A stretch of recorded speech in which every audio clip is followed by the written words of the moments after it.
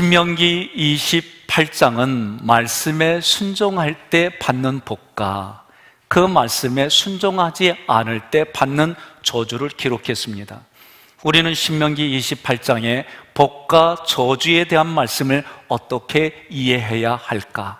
하나님께서 복과 저주에 대한 말씀을 기록하여 우리에게 주시는 교훈은 무엇일까? 분명한 것은 신명기 28장에 기록된 복과 저주의 말씀은 세상 사람들이 보편적으로 생각하는 그런 복과 저주의 내용으로 받아들이지 않기를 바랍니다. 모든 말씀이 내 안에, 우리 마음 안에 상태에 관한, 됨에 관한, 됨됨이에 관한 말씀입니다.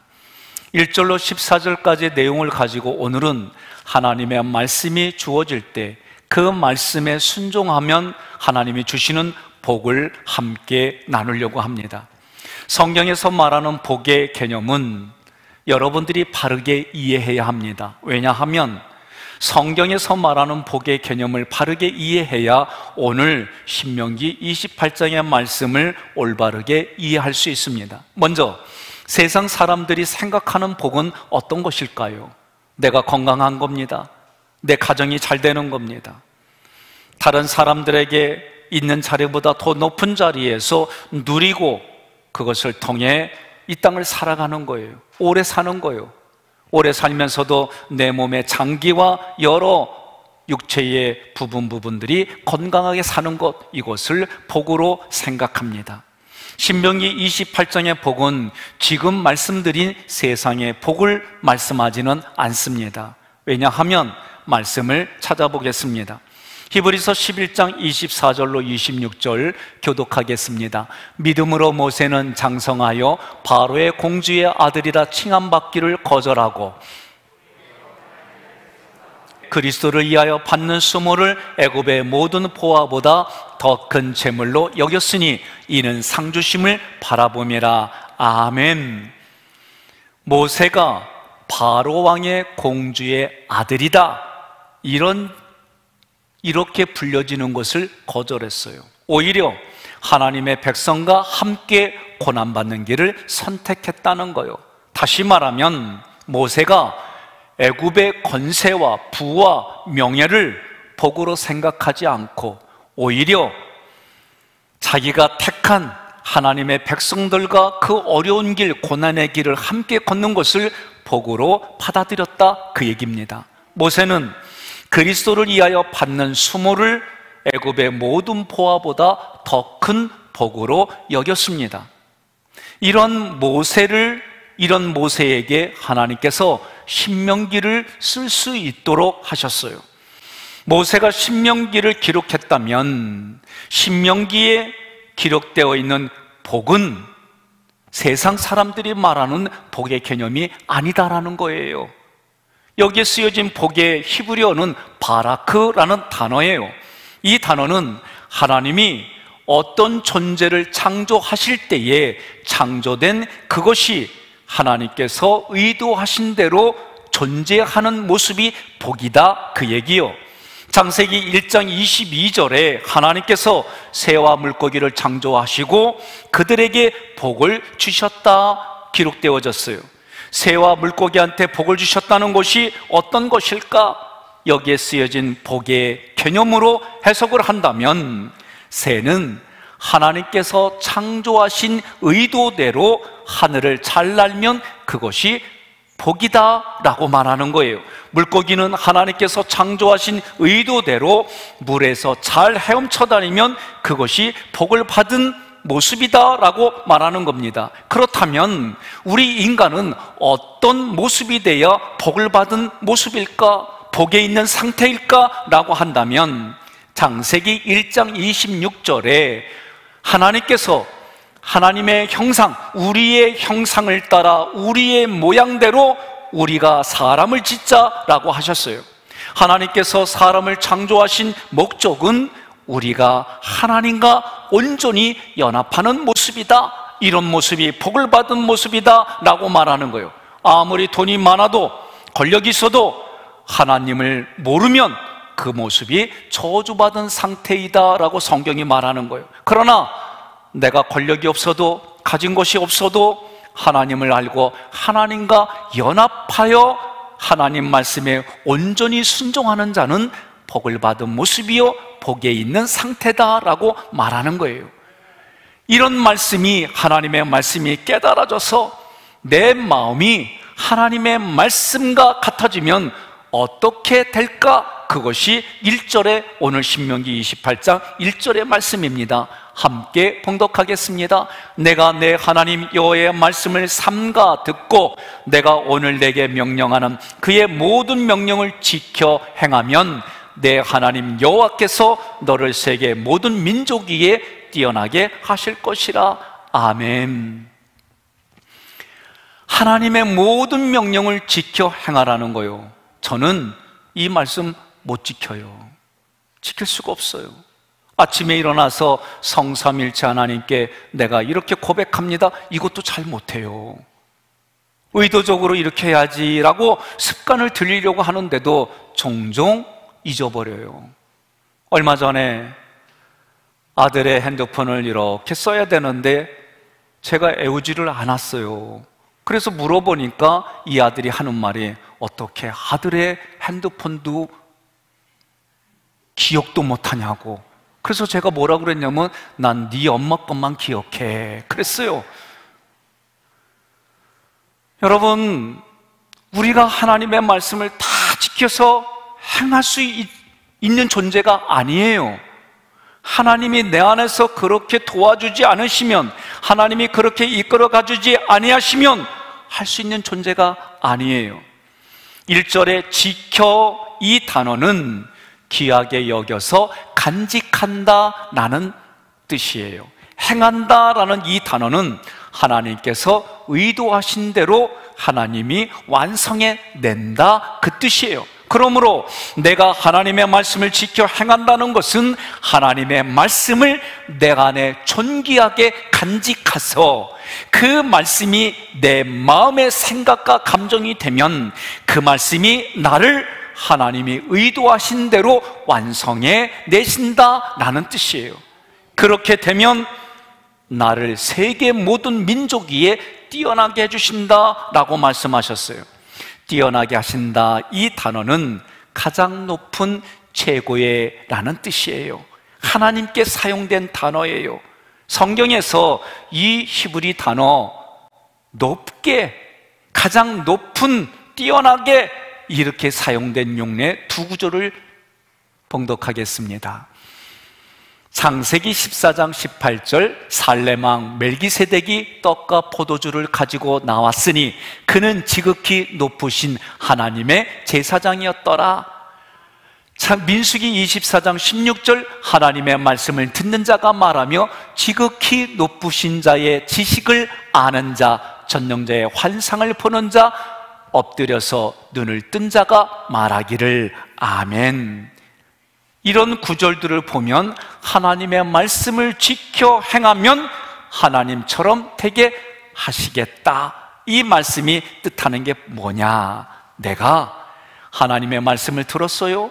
하나님의 말씀을 소중하게 마음에 간직했어요. 그러면 그 말씀이 하나님께서 나를 창조하신 의도대로, 창조하신 목적대로 하나님과 온전히 연합한 자가 되게 하시겠다, 그런 뜻이에요. 이 모습을 신약의 구절로 표현해 보겠습니다. 요한복음 10장 34절로 35절 교독합니다. 예수께서 이르시되 너희 율법에 기록된 바 내가 너희를 신이라 하였노라 하지 아니하였느냐. 아멘. 하나님의 말씀을 받은 자를 신이라고 한다는 거요.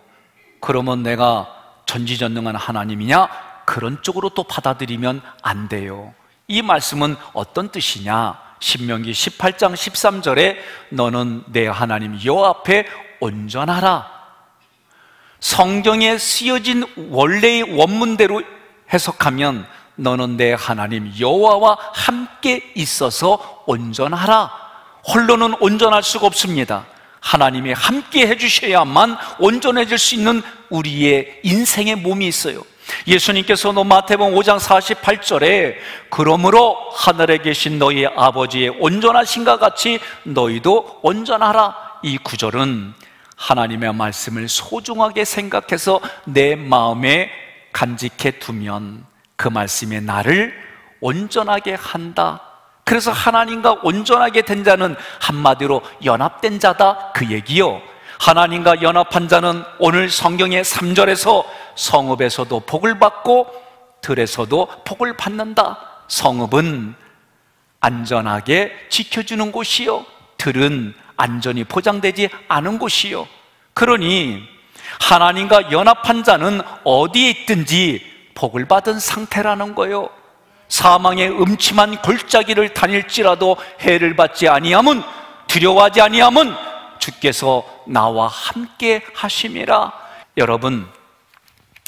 여러분과 제가 어디에 있든지 하나님과 연합되면 그 자리가 하늘나라 천국임을 믿으시기를 바랍니다. 4절에 내 몸의 자녀와 토지의 소산과 너 짐승의 새끼가 복을 받을 것이며, 하나님의 말씀을 마음에 소중하게 간직하면 하나님과 연합한 자들이 되어서 나도 복을 받고 나를 통해 나와 함께하는 사람들이 복을 받는다, 그 얘기요. 내 토지의 소산에서, 토지라고 하는 것은 부드러운 흙을 말해요. 부드러운 흙을, 이것은 육체로 보이는 부드러운 흙임과 동시에 사람의 마음을 뜻합니다. 내 마음이 하나님의 마음이 되어서 부드러워지면 그곳에서 많은 열매를 맺는다. 그 열매를 사람들이 먹고 그들도 함께 복을 누린다, 그 얘기요. 여러분, 마음이 각막한 사람과 함께하고 싶습니까? 아니면 마음이 부드러운 사람과 함께하고 싶습니까? 옆 사람에게 여쭤보세요. 각박한 사람과 함께하기를 원하십니까? 아니면 마음이 부드러운 자? 마음이 부드럽다는 얘기는 마음에 상처를 주지 않는 사람, 다른 말로 말하면 자기를 부인해서 다른 사람에게 희망과 소망을 주는 사람, 그런 사람과 함께 있기를 원하십니까? 누구와 함께 있기를 원하십니까? 그래요, 마음이 부드러운 사람. 옆 사람에게 이렇게 말하세요. 내가 마음이 부드러운 사람이요. 아니, 아멘 해야지. 주여, 그럼 어떻게 해요? 네? 그 주여를 죽여, 나를 죽여, 그러시면 되는 거예요. 이게 자기 부인이요. 여러분, 이런 모습을 신약의 구절로 표현하면 이렇습니다. 마태복음 9장 20절로 22절에 12해 동안이나 혈루증을 앓는 여인이 있어요. 이 여인은 부정한 여인으로 취급받았어요. 그 부정한 여인이 예수님을 만졌습니다. 왜? 예수님만 만지면 이 병이 깨끗이 낫는다는 믿음을 가지고 예수님을 만졌어요. 그러나 이 병은 한마디로 말하면 부정이요. 그러면 예수님이 부정한 사람이 되어야 하는데 여인의 부정이 예수님께 전염되지 않고 오히려 혈루병이라는 부정이 예수님을 만짐과 동시에 사라졌어요. 치료받았어요. 마가복음 1장 40절로 42절에 예수님이 문둥병 걸린 사람을 만졌더니, 문둥병이라고 하는 것은 그 당시에 부정으로 취급받는 거예요. 다시 말하면 문둥병이라는 부정이 예수님에 의해 소멸되었다, 치료받았다 얘기예요. 마찬가지로 하나님의 말씀을 간직하고 그 말씀 때문에 내 안에 부정이, 원망이, 시기가, 질투가, 험담이 사라지는 거요. 하나님의 마음이 내 마음이 되어지면 나를 만나는 사람에게 그 말씀이 영향력을 주는 거요. 그래서 나를 만나는 사람들을, 그 사람들의 부정이 나를 통해서 온전히 소멸된다, 그런 얘기예요. 이것이 나를 통해서 내 토지의 소산이 복을 받는다, 그 말씀입니다. 5절에 내 강주리와 떡반죽 그릇이 복을 받을 것이며, 아멘. 여기서 강주리와 떡반죽 그릇은 양식을 담는 그릇이에요. 양식을 담는 그릇 역시 사람의 마음을 뜻하는 거예요. 그러므로 양식을 담는 그릇이 복을 받는다는 말씀은 하나님의 말씀이 들려지고 하나님의 말씀이 소중히 간직되어져서 하나님 말씀에 순종하게 되더라. 그런 사람들은 점점 더 풍성하게 진리의 말씀을 담게 된다. 그것이 하나님의 형상과 모양으로 지음받은 사람의 모습입니다. 성도들이 하나님께 순종하면 할수록 더 풍성하게 하나님의 말씀인 양식이 내 마음에 담아져서 풍성해지고 내가 어떤 상황, 어떤 형편에 처하든지 자족하며 하나님 앞에 감사가 되는 거예요. 그 고난이, 그 아픔이, 그 눈물에 머금 그 일들이 오히려 하나님 감사해요 바뀌는 일들이 이루어지는 거예요. 반대로 말씀을 마음으로 받아서 내 마음에 간직하지 못하면 그 상태가 저주받은 상태다라고 성경이 말하는 거예요. 13절 상반부에 여호와께서 너를 머리가 되고 꼬리가 되지 않게 하시며, 이 말씀은 머리가 되고 꼬리가 되지 않게 하신다는 말씀을 사람들 위에 군림하고 명령하고 지배하는 자가 되게 하시겠다는 말씀이 아니에요. 저는 이거를 신학교 때에 잘못 오해했어요. 그래서 지도자가 되어야 하고, 그래서 누군가에게는 흘려보내는 그런 자리, 그것이 세상이 말하는 그것으로 잘못 알았었어요. 이제는 그렇게 알지 않습니다. 요한계시록 20장 4절에 목베임을 당한 자들의 영혼, 이렇게 기록되어 있어요. 이 성도들은 누구냐면 예수님을 증언하고 하나님의 말씀을 전한 그 대가가 참수형을 당한 사람들이에요. 목베임을 당했다는 것은 어떤 뜻일까? 우리의 신앙의 역사, 기독교의 역사를 보면 그렇게 참수형을 당한 모습으로만 해석하면 안 됩니다. 자, 내 인생은 내가 주인입니다. 그것이 내 인생의 머리가 됐다, 그렇게 표현하는 거예요. 내 인생의 주인은 나요, 그것이 내가 머리가 됐다, 그렇게 표현하는 거예요. 그런데 목베임을 당했다는 것은 내 인생의 머리는 예수님입니다 라고 하는 표현인 거예요. 예수님이 오셔서 뭐라고 그랬습니까? 인자는 머리 둘 곳이 없다. 제가 이 말씀을 어떻게 했었느냐? 머리 둘 곳이 없으니까 잠잘 곳, 잠자는 것을 내 입으로 가지면 안 되겠구나, 청빈한 삶을 살아야겠구나, 신학교 때 이렇게 해석했어요. 그런 뜻이 아니에요. 예수님이 머리가 둘 곳이 없다라고 한 것은 예수님이 내 인생의 머리가 돼야 되는데 예수님이 들어갈 자리가 없는 거요. 내가 머리요, 내가 머리요, 우리가 머리요, 그런 곳에 예수님이 내 머리를 둘 곳이 없구나, 그렇게 말씀한 거예요.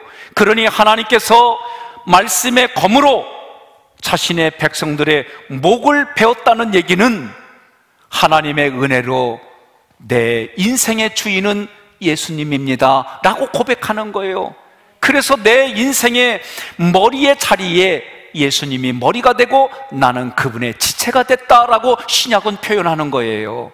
그러니 오늘 여러분과 저는 예수 그리스도가 나의 머리고 우리는 그분의 지체입니다. 머리와 하나가 되었습니다. 이것이 온전하게 됐다, 연합됐다, 그런 뜻인 거예요. 그러므로 더 이상 꼬리가 아니라 머리와 한 몸을 이루었다, 이것이 바로 머리가 되게 하시고 꼬리가 되지 않게 하신다는 말씀입니다. 이 모습은 다른 말로 표현하면 하나님과 연합되었다, 최고의 복의 표현인 거예요. 여러분, 그런 사람들이 성삼일체 하나님을 찬양하는 거예요. 오늘 이제 여러분과 제가 살아가는 이 시대는 예배를 드려라 말아라, 하나님을 알지 못하게 하고 하나님께로 나가는 길을 막는 그런 시대가 되었습니다. 성경으로 말하면 이제 하나님이 예수님을 언제 보내실지 모르지만, 재림이 언제일지 모르지만 너무나도 분명한 일들이 드러나는 이 시대에 이성을 가지고 시만을 가지고 옳고 그름을 말하는 것이 아니라 성경의 말씀대로 진리와 비진리를 해석해서 오늘 여러분들 각자가 고백하는 시간들이 되었습니다. 오늘 현장의 자리에서 또는 모니터 자리에서 어떤 것이 옳고 그름이 아니라 내가 하나님 앞으로 나아가는 삶의 자리가 되었는지, 좀 더 하나님 앞에 연합하여 한 몸이 되는 그런 현상으로 자기 자신을 바라보고, 이제는 각자가 예배드리는 이 일들이 진리와 비진리를 나누는 기준이 되어져 가는 세상임을 선포하지 않을 수가 없습니다.